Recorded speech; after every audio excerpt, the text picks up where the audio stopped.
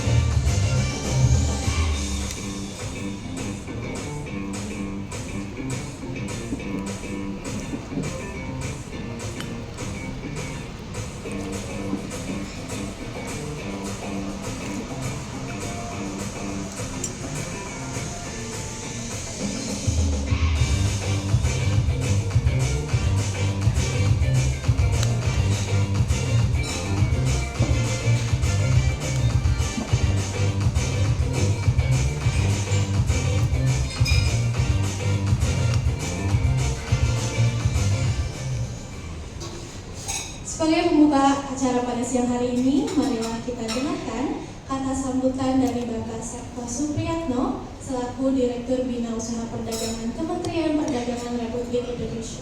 Kepada Bapak Septo, kami persilakan.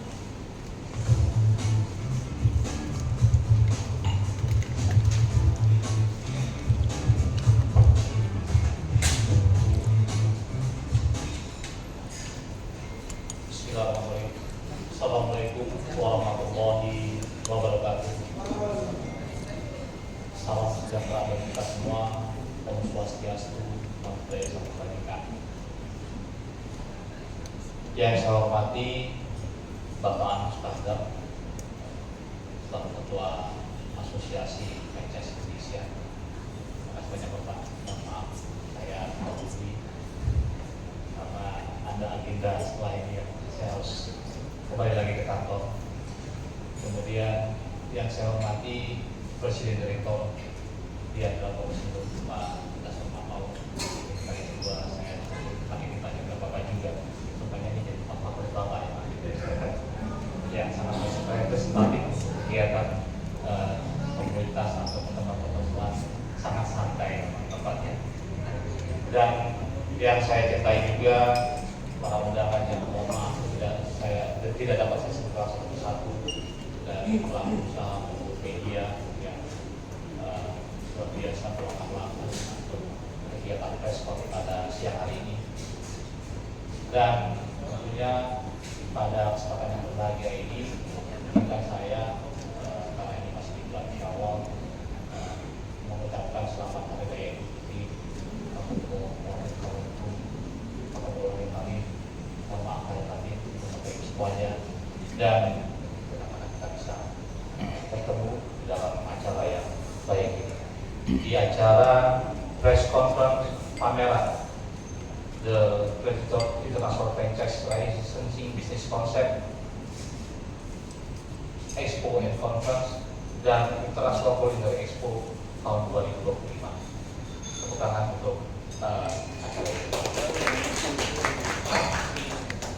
Bapak Ibu semuanya, sebelum saya menyampaikan sambutan dari Pak Dirjen, terlebih dahulu saya mengaturkan permohonan maaf beliau di mana sampai kemarin sore sebagai beliau responsif, kemudian tiba-tiba malam telepon saya untuk kita diwakilkan karena ternyata tadi saya berangkat juga telepon beliau masih rapat dengan Pak Menteri pemikiran yang tadi Anda sudah sampaikan, katakan perubahan geopolitik yang luar biasa ke Indonesia, sedang tidak hanya Indonesia, bahkan seluruh dunia sedang mengalami upaya dalam perekonomian dari aktivitas perdagangan.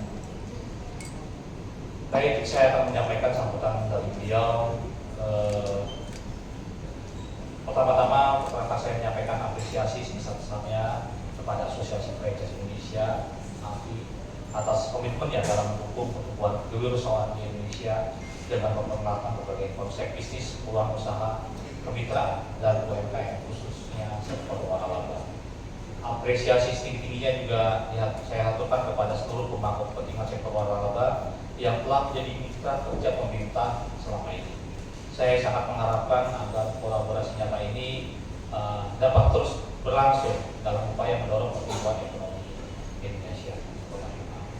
Bapak Ibu sekalian yang saya hormati, kita tentunya patut bersyukur bahwa ekonomi Indonesia menunjukkan daya tahan yang kuat. Berdasarkan data BPS tahun 2024 terakhir, pertumbuhan Indonesia mencatat pertumbuhan 5,03% yang didukung oleh konsumsi rumah tangga dalam kontribusi sebesar 54,04%.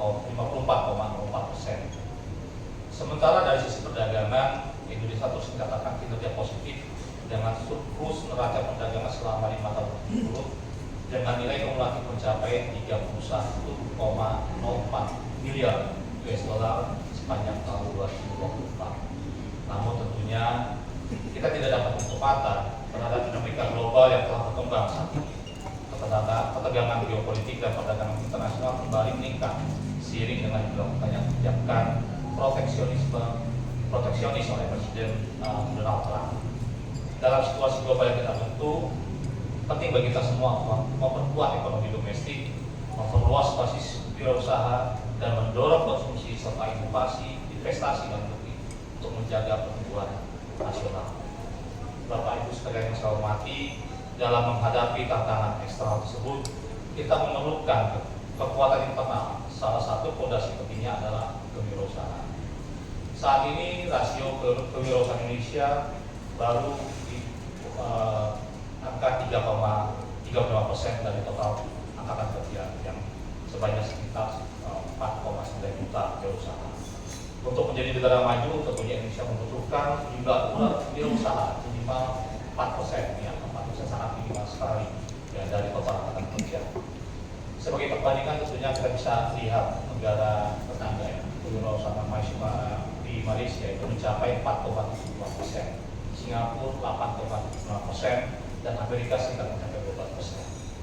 Kementerian Perdagangan berkomitmen untuk terus mendukung pengembangan kewirausahaan nasional, antara lain melalui penguatan kemitraan usaha berbasis waralaba.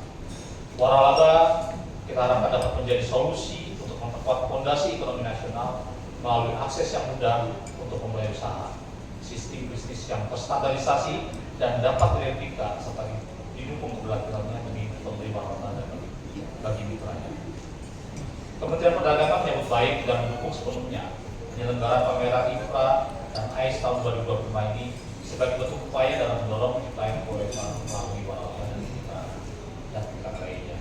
Pameran IFRA dan AIS 2025 merupakan momentum yang strategis untuk membuka lebih banyak peluang usaha bagi masyarakat, dan kami mengajak generasi muda, mahasiswa, dan calon wirausaha untuk datang dan menjajaki berbagai peluang usaha yang nanti akan ditampilkan pada tanggal tersebut.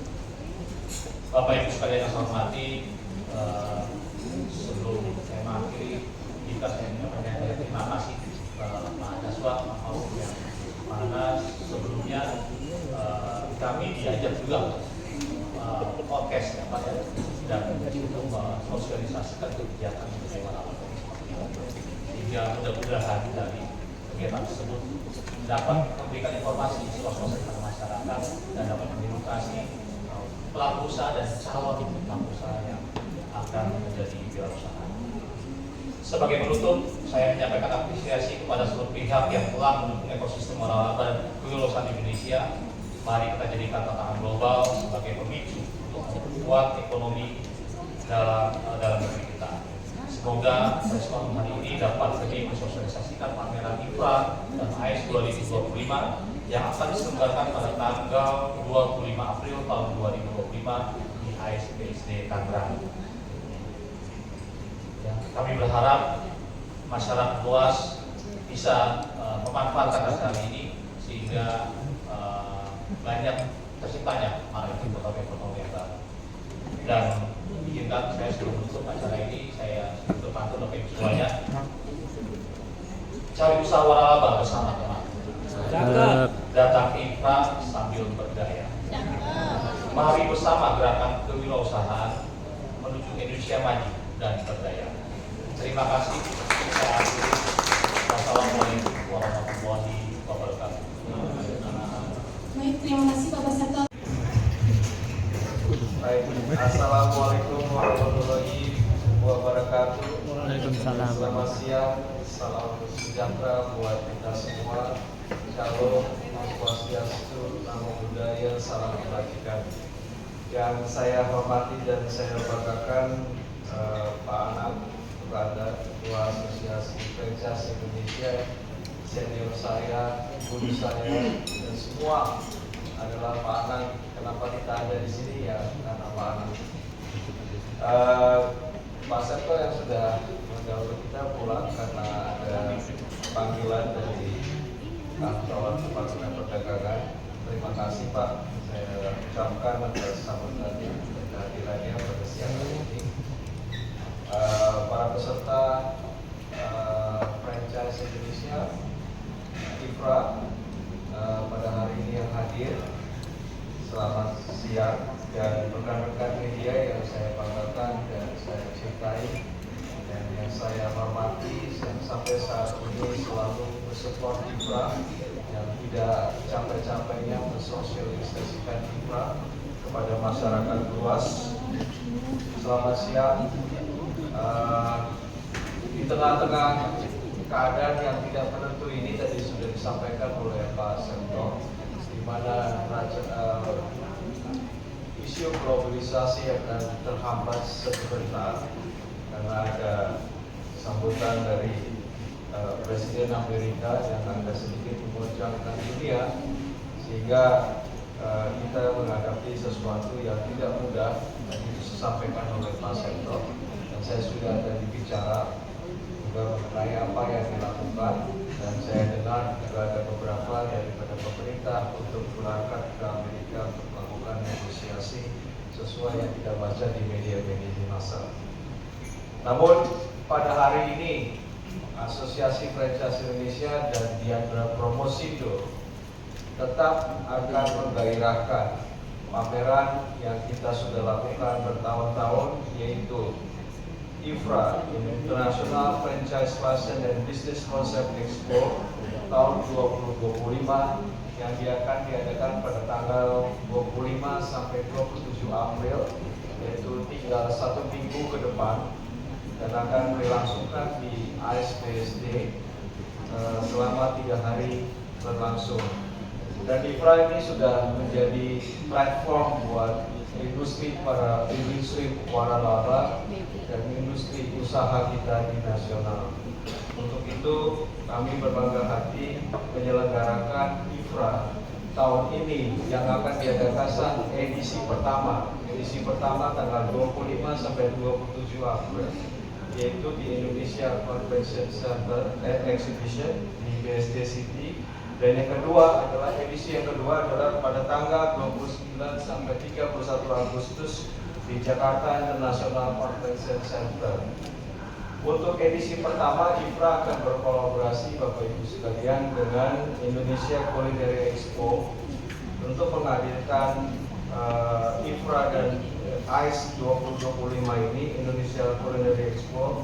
Kami akan mengangkat tema yang pertama adalah From Essential Ingredients to Extraordinary Opportunities. Tema ini dikhususkan untuk memperluas sektor waralaba dan kuliner, menciptakan peluang bisnis baru, serta membuka akses interaksi antara peserta, calon investor, dan para profesional di industrinya. Berbagai program unggulan sudah dibuat oleh rekan-rekan saya dan dipersiapkan untuk memberikan wawasan dan inspirasi seperti culinary talk show, live cooking demo, dan Youngpreneur Talks yang akan diadakan khusus selama pameran berlangsung. Program-program ini dirancang untuk mengedukasi para pengunjung, memotivasi calon wirausahaan, serta membantu pelaku usaha mengembangkan bisnis secara berkelanjutan. Pameran IFRA tahun 2025 minggu depan akan menempati satu hall seluas 4.860 meter persegi dengan diikuti oleh 240 perusahaan dan 350 brand. Khusus kolaborasi dengan ICE akan tampil lebih dari 50 peserta pameran yang menampilkan produk inovatif dan teknologi terbaru di bidang kuliner. Penyelenggaraan ini menargetkan kehadiran 25.000 pengunjung dan menjadikan IFRA kolaborasi dengan ICE sebagai ajang yang dinamis, mempertemukan ide, inovasi, dan kemitraan strategis dalam industri waralaba dan kuliner. Sebagai penyelenggara, Diana Promosindo berkomitmen menghadirkan pameran yang tidak hanya berskala besar, tetapi juga relevan dengan kebutuhan pasar dan perkembangan zaman.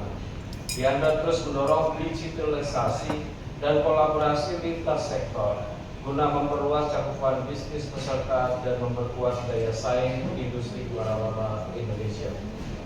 Melalui IFRA, kolaborasi dengan ICE 2025 ini, besar harapan kami, industri waralaba Indonesia dapat semakin berkembang, membuka lebih banyak pekerjaan, serta memperluas jaringan usaha yang tangguh dan kompetitif, baik di pasar domestik maupun di global.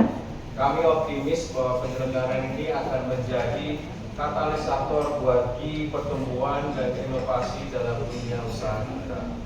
Kami juga dengan senang hati mengumumkan bahwa pembelian tiket IFRA x ICE 2025 ini sudah dapat dilakukan melalui website resmi kami di www.ifraindonesia.com. Dan akhir kata kami sampaikan terima kasih kepada Asosiasi Franchise Indonesia, Pak Anang, atas kerjasamanya selama ini dalam menyelenggarakan IFRA.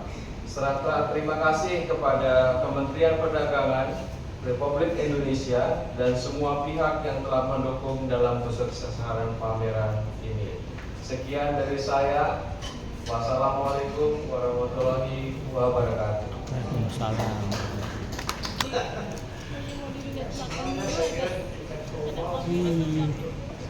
Macam ekspektasi ya. Saya dengan juga Pak Sabto mengatakan kita punya unsur entrepreneurship sekitar 4%. Memang kita termasuk yang masih kecil, kemudian 8%, dengan US kata 12. Memang dibutuhkan entrepreneurship untuk kita sebetulnya. Dan itu bukan saja semata-mata tidak waralaba, tapi juga usaha-usaha lain. Yang saya mau sebetulnya mau ngomong sedikit kaitannya itu dengan ini, sebetulnya yang saya lihat tadi di Jakarta, tidak tahu apa itu bumdes oleh campur oleh bapak dan ibu, yaitu mengenai apa ya, lupa. Yang banyak kita lihat sekarang itu bahwa pemerintah coba berusaha, saya untuk waktu itu crowdfunding, ya. Dan sekarang kan pada crowdfunding juga kita juga pasti kan mana kita lakukan bahwa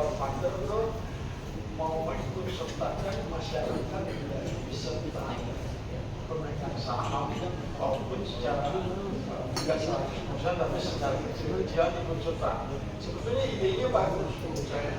Kalau mana bisa jadi siapapun bisa ikut dalam suatu usaha atau apa, walaupun mungkin cuma ya saham atau saham. Cuma yang jadi masalah sekarang muncul tuh yang namanya autopilot.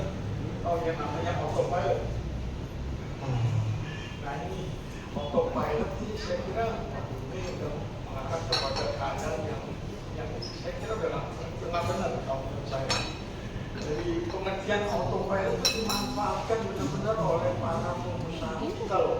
Sama mereka-mereka yang baru, yang tidak mengerti juga apa artinya autopilot.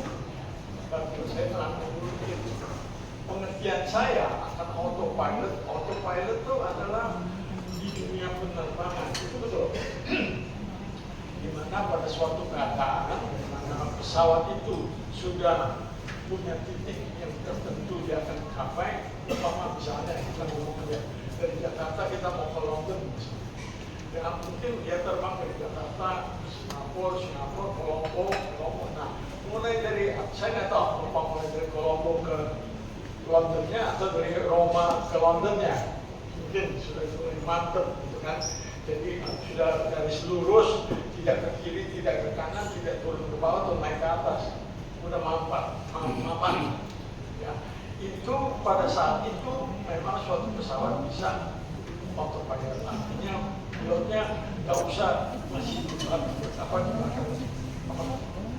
setirnya lah gitu ya.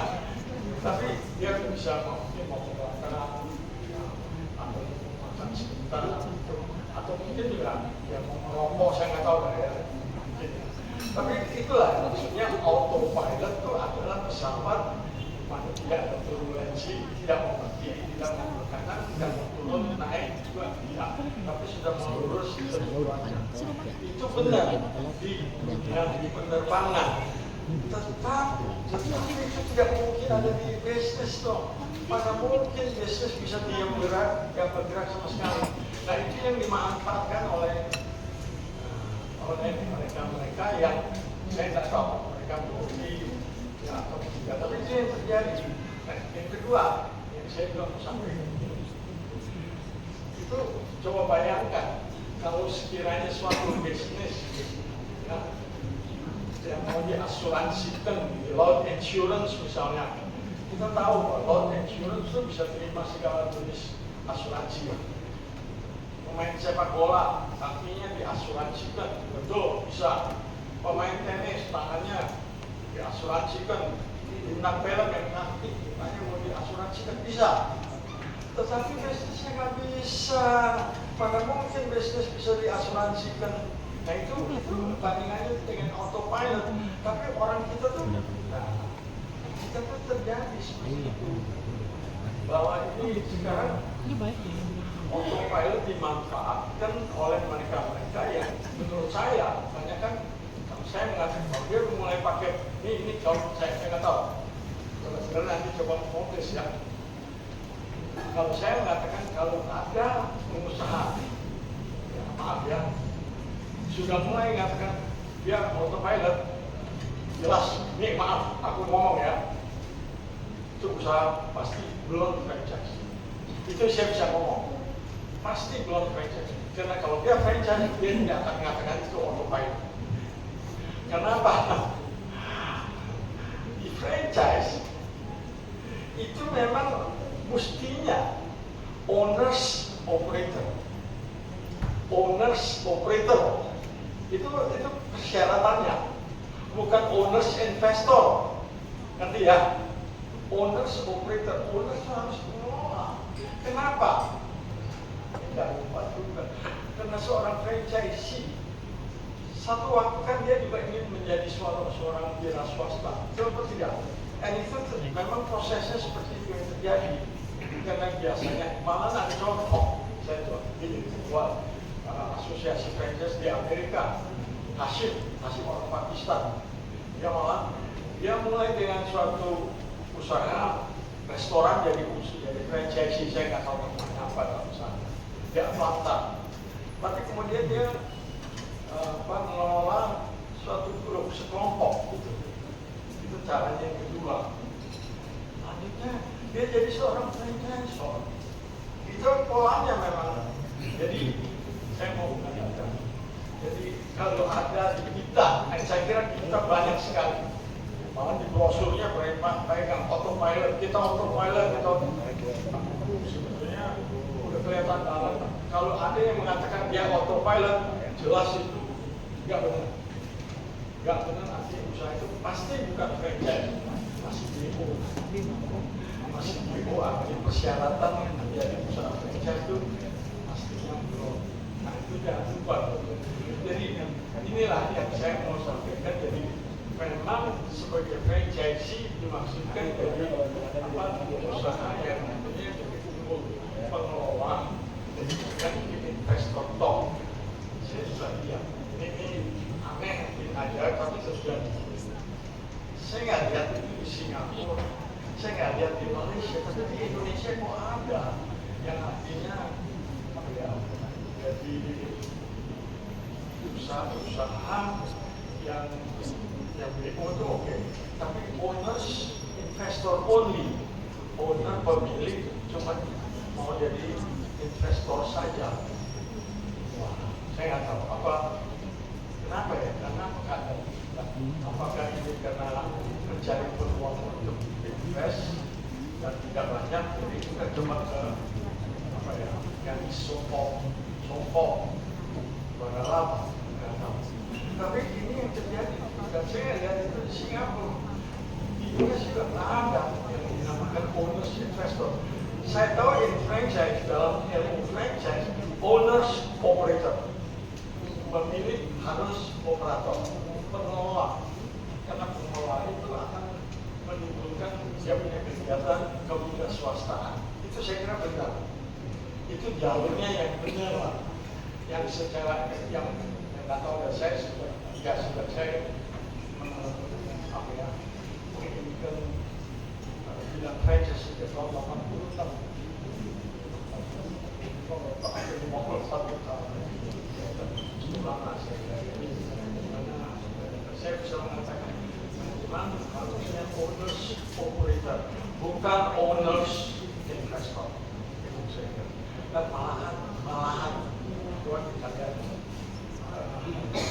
Ada bank, saya tahu bank mungkin bank pemerintah, saya nggak bisa sebut namanya. Maka kalau bukan yang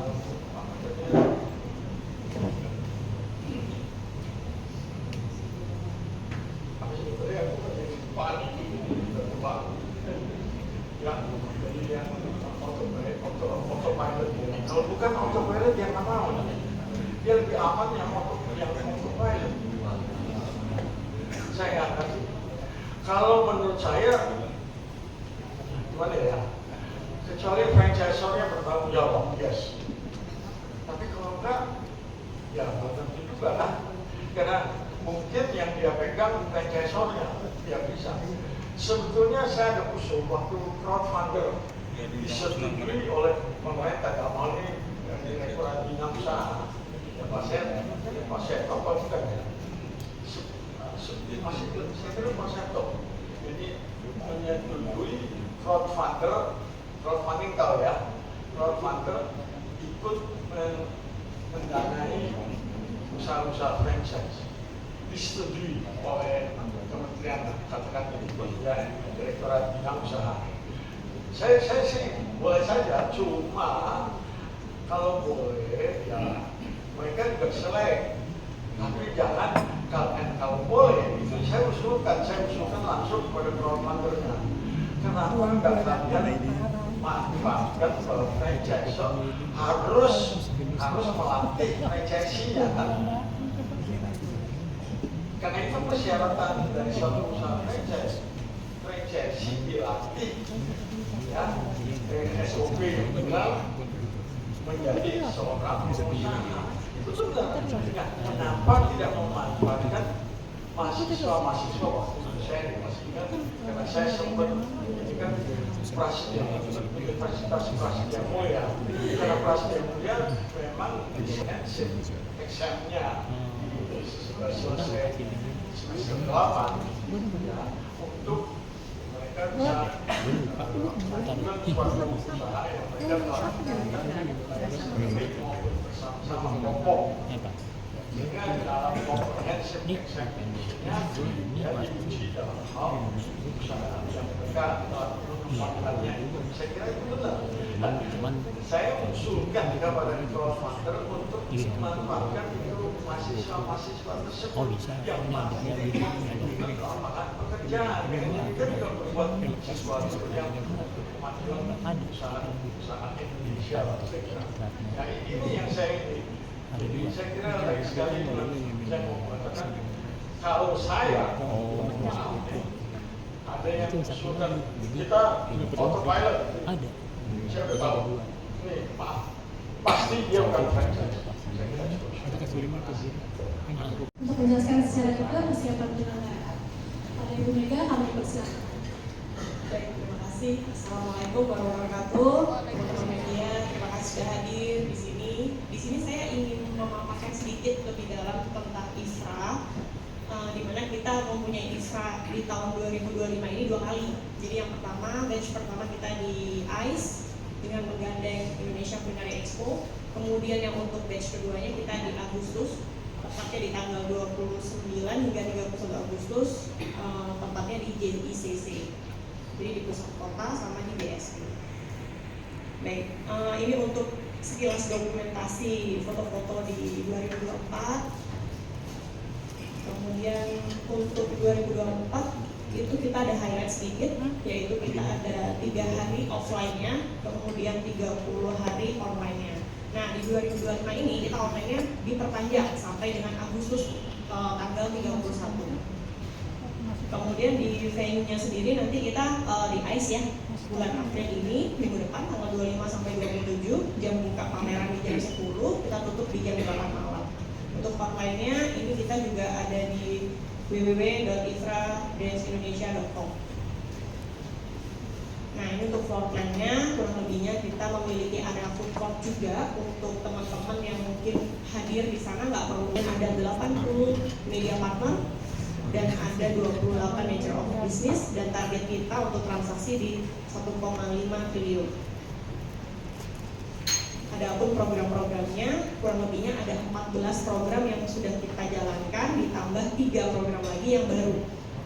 Yang dimana nanti mungkin bisa diikuti juga, ada startup stage, ada IFBCC Teach Peak, dan ada self-runner Goes to Campus. Kemudian ada new program juga, di sini ada culinary talk show, ada culinary workshop, ada culinary class, dan Indonesia Culinary Area.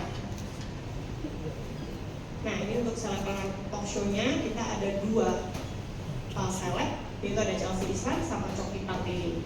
Di sini ada tanggalnya juga, mereka akan tampil di hari pertama dan hari kedua. Selanjutnya di sini ada media partner, kurang lebihnya ada 80 media partner yang kita targetkan, sekarang sudah 70. Jadi nanti boleh media-media yang belum menjadi partner kita boleh mendaftar supaya logonya langsung nongol nih nanti. Dan untuk sosial media stream kita, ini boleh di follow langsung. Kita ada di Instagram ada @ifra_expo. Kemudian kita ada YouTube live-nya juga di Diandra Purwosindro. Kemudian kita ada virtualnya juga di website Ifra. Kemudian Ifra Business Podcast kita tayang di Spotify. Jadi bisa dengerin itu tadi yang Pak Serto sampaikan di podcast, itu ada di Spotify. Kemudian kita ada TikTok juga di @ifra_expo. Nah, ini untuk nature business kita, dasarnya apa aja? Ada otomotif, ada bubble tea drink, ada beauty, ada pendidikan, kemudian ada oil and gas, kemudian ada water refill, kemudian ada franchise, food and beverage, dan beberapa lainnya, banyak banget. Next berikutnya ini ada visitor profile kita, di mana kita mentargetkan karyawan, kemudian pengusaha baru, anak-anak kampus, kemudian di sini juga kita ada franchiser dan franchisee juga, dan tentunya media juga bisa nih beli franchise di sana, termasuk target kita juga untuk membeli franchise. Nah, ini untuk campaign yang sudah kita lakukan. Di sini ada email blast, kurang lebihnya ada 2 juta database yang sudah kita sebarkan. Nah, mungkin nanti dibantu dari teman-teman media yang mengangkat topik kita hari ini, mungkin lebih banyak lagi database yang bisa kita terima. Kemudian ini yang sedang berjalan ya, kita lagi ada tiket buy one get one ini hingga 24 April. Jadi beli 1 tiket dapat 1 tiket tambahan. Jadi totalnya ada 2 nih, jadi bisa datang berdua. Kemudian di sini juga kita untuk satu lagi ada tentang ICE-nya, Culinary Expo-nya, itu kita juga post juga sampai 27 April. Jadi ini campaign yang sedang berjalan.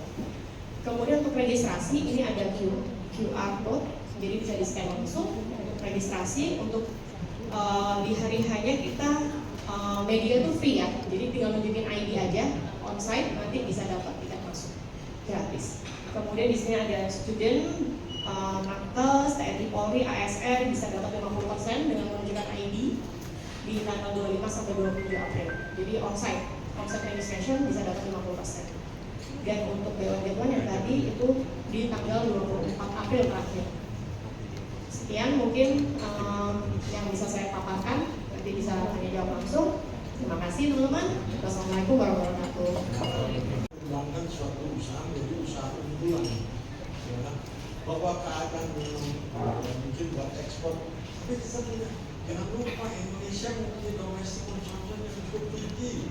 Kita ngalamin waktu pandemi masih ingat bagaimana kita bisa mengatasi ya masalah-masalah kita tidak ekspor, kita tidak tergantung semata pada ekspor, tetapi kita masih bisa survive karena domestic consumption kita menciptakan domestic demand, ya kan?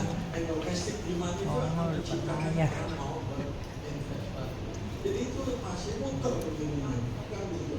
Jadi kalau kita hadapi keadaan sekarang dengan saya nggak tahu ya, yang mungkin Donald Trump mungkin ya mencoba ketidaktergantungan US daripada keadaan di dunia.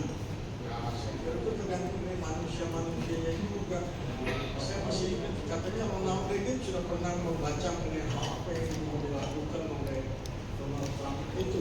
Tetapi dia tahu juga pada suatu saat nanti tergantung dari manusia-manusia di Indonesia juga karena mereka jadi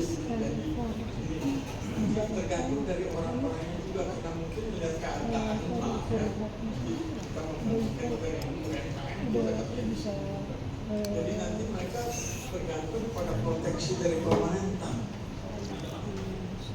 Memang kalau kita lihat katanya ini saya nggak tahu ya, UMKM kita juga nggak mau naik tingkat. Kenapa? Karena kemarin dia nggak dapat fasilitas. Nah ini benar atau enggak saya juga nggak tahu. Menurut saya bilang dari kita juga benar. Jadi dalam ini mungkin ya pemerintah kita bersiap-siap untuk mengadakan suatu negosiasi dengan US. Kemudian di bawah juga siapa Pak Erlangga, Ibu Mari ikut, saya kira Ibu Mari ikut, terus siapa lagi ya orang ikut. Oke, saya kira jadi apa yang disampaikan oleh Renal Kasali yang pernah sampaikan ya, bahwa kita apa yang kita bisa dapat tawarkan apa, kita tawarkan apa, ya kita itu kepada pemerintah US kita tidak bisa melakukan suatu pembicaraan, kemudian kalau bisa keadaannya seperti itu, gimana? Ya.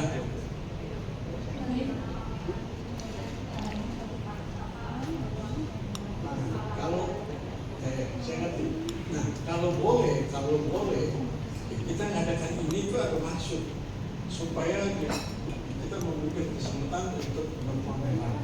Tetapi lagi-lagi tentunya juga ya dikembangkan usaha-usaha yang potensi Indonesia besar sekali. Coba aja pasar domestik kita kan dimasukin oleh dari negara-negara di luar kita. Coba lah, saya ambil contoh yang ibu pernah ke Gandaria City nggak? Oh. Kan, coba lihat, ada nggak perusahaan atau resto Indonesia nggak? Korea ada, Jepang ada, Belanda ada, ya, Montai ada, Itali ada, apa lagi?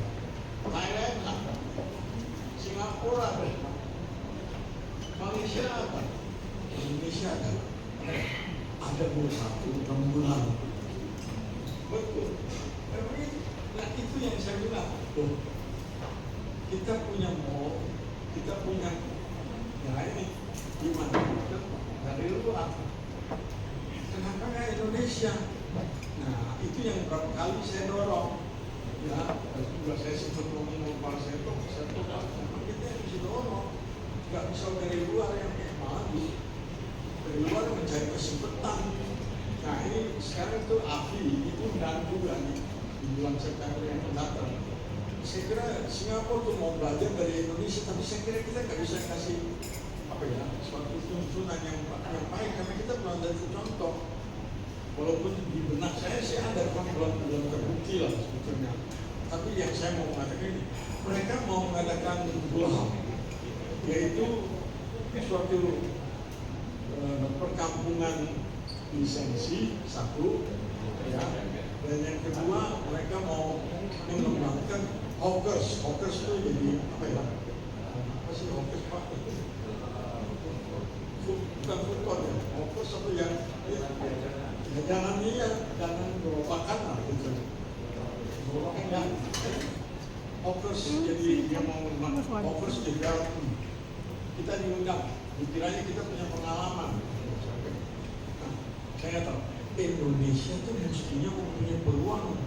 Memang mesti udah berapa kali saya udah ngomong juga kalau bisa tuh ya yang makanan domestik kita. Ini saya ngomong ya. Mulai dari Banda Aceh, Sumatera Utara, Minang, Sumatera Selatan. Sumatera Selatan tuh Melayu lah ya, banyak kan ya. Sunda, Jawa Tengah, Jawa Timur, Bali, Ujung Pandang Bugis ya, Manado. Itu kan jenis masakan dan makanan kan lain-lain. Kalau Jepang, Tokyo dan Osaka udah berbeda, udah lain jenis produknya. Itu juga memang lain, ya kan? Kita tahu rendang asalnya dari Minang, tapi daerah lain kan bukan rendang, buahnya kan. Nah itulah yang sebetulnya Indonesia mempunyai keunggulan. Coba contoh kita berapa banyak sih? Yo, lebih dari 10 sekian jenis soto kita lihat.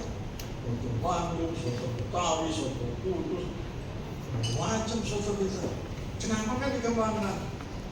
Sate ini kita macam-macam satenya. Sate kambing, sate ayam, sate meragi. Jadi Padang, jadi jenis makanan dan masakan saya kira cukup banyak.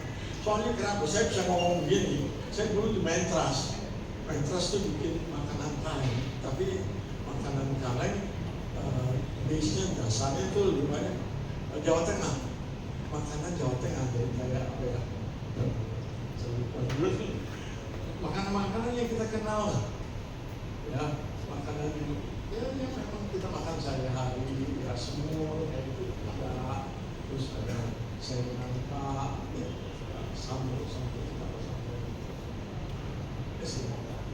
sama itu. Jadi makanan lokal kita saya ya itu dikalengkan. Biasanya itu yang itu banyak kan hotel dulu, dan kita ekspornya kedua negara utamanya Belanda sama Suriname. Kan bisa dikembangkan ke daerah-daerah lain juga. Itulah, Bu, saya kira yang saya bisa bantu. Jadi kita jangan duduk diam gitu ya, enggak. Do something. Nah, itu yang kita coba dengan Ibrahim. Ya, antaranya supaya karena ini kan outletnya untuk kita bisa memamerkan ini kita punya ini loh, kita punya ini loh, kita punya ini. Silakan kalau yang mau mengambil dan mengembangkan usaha-usaha ini. Ya, silakan. Terima kasih Bu pertanyaannya. Jadi untuk IFRA itu terus berusaha untuk meningkatkan rasio tadi. Memang ada dua komponen di sini adalah pertama dengan franchisor-nya ya Bu ya. franchisor-nya itu memang dengan API kita terus bekerja sama untuk menambah gitu kan, jumlah waralabanya sendiri. Nah itu mendapatkan sebuah dengan kerjasama dengan pemerintah, Departemen Perdagangan dalam hal ini terus menerus itu supaya digairahkan ya perkembangan waralabanya itu sendiri. Nah terkait dengan franchisee-nya, jadi orang yang menjadi franchisee atau pengunjung ya tentunya ini merupakan sebuah alternatif ya buat semua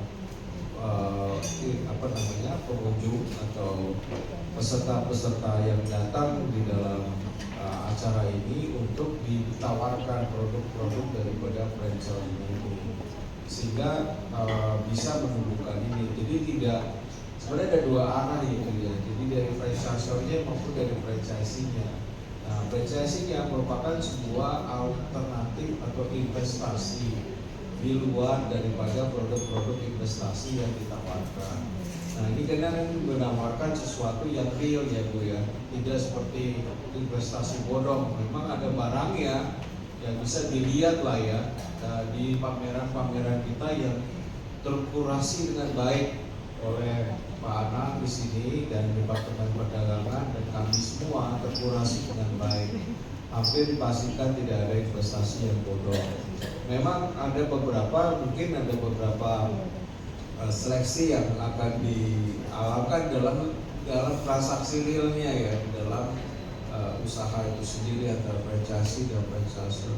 Namun dengan kualitas IFRA yang kita punya, alhamdulillah sih nggak ada banyak masalah ya Bu ya, sehingga kita berharap dengan branding seperti itu less problem ya, dengan waralaba yang kita tampilkan kita tuh bisa naikkan rasio. Dan saya juga berharap dengan pameran-pameran waralaba yang lain itu juga menunjukkan hal yang sama, karena ini kan tanggung jawab moral kita bahwa transaksi di dalam franchise ini tidak bermasalah gitu kan. Karena banyak sekali kita dengar berita investasi bodong atau apa dan segala macam. Nah, kita menghindar di situ. Jadi memang ini adalah sektor real ya Bu ya. Bisa dicek ya franchisornya dengan kasat mata, kemudian juga produk yang ditawarkan juga bisa dilihat dengan kasat mata, dan proses daripada pembuatan itu atau jenis franchisornya itu, franchise-nya sendiri bisa secara dilihat dengan baik. Jadi kualitas daripada infra itu kami yakin dalam jangka panjang itu akan meningkatkan rasio yang tadi gitu kan. Nah, itu juga adalah keinginan daripada Departemen Perdagangan dalam pemerintahan dalam ini, karena ujung-ujungnya itu kan kenaikan sektor real Bu. Jadi kenaikan konsumsi ujung-ujungnya ya. Jadi itu kebaikan untuk ekonomi Indonesia juga. Jadi pemerintah maupun swasta dan kami semua stakeholder yang ada di dalam ini emang bersama-sama. Cuman antara pameran satu dengan pameran saya berlomba dalam segi kualitas. Jadi bukan berlomba dalam persaingan itu, kita juga tidak melihat sebuah persaingan, tapi kita melihat sebuah melihat bagaimana kita improve pameran ini dari tahun ke tahun. Jadi kita tadi yang sudah disampaikan dengan tema yang seperti ini, kita masukkan unsur kulineri ke dalam hal ini. Karena dengan kuliner ini kan ada akselerasi lah pertumbuhan di industri franchise. Demikian. Baik, terima kasih Pak Daswar atas jawabannya. Untuk pertanyaan